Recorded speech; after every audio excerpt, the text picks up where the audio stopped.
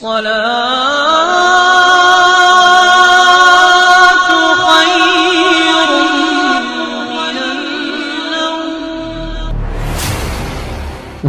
علیکم ورحمۃ اللہ وبرکاتہ۔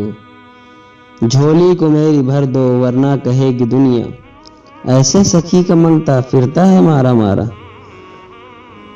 حضرات مولانا عبدالرحمن جامی رحمۃ اللہ علیہ فرماتے ہیں کہ حضور سیدنا غوث اعظم رضی اللہ تعالیٰ عنہ کا ایک مرید آپ کے ہمراہ مسجد کی جانب جا رہا تھا۔ جمعہ کا دن تھا۔ اس دن کسی بھی شخص نے آپ کو دیکھ کر نہ سلام کیا اور نہ ہی کچھ توجہ فرمائی۔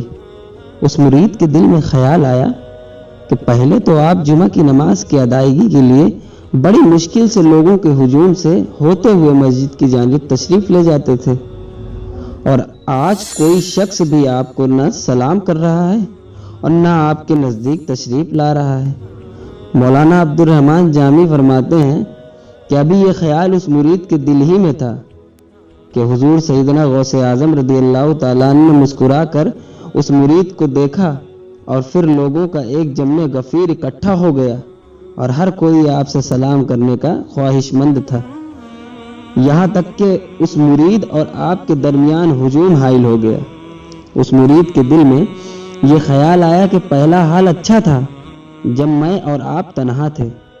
مولانا عبدالرحمن جامی فرماتے ہیں کہ حضور سیدنا غوث اعظم رضی اللہ تعالیٰ عنہ نے ایک مرتبہ پھر اس مرید کی دلی کیفیت کو بھانپتے ہوئے فرمایا کہ تمہیں معلوم نہیں لوگوں کے دل میری مٹھی میں ہیں، میں انہیں چاہوں تو پھیر دوں اور چاہوں تو اپنی جانب انہیں متوجہ کر لوں۔ سبحان اللہ سبحان اللہ سبحان اللہ سبحان اللہ۔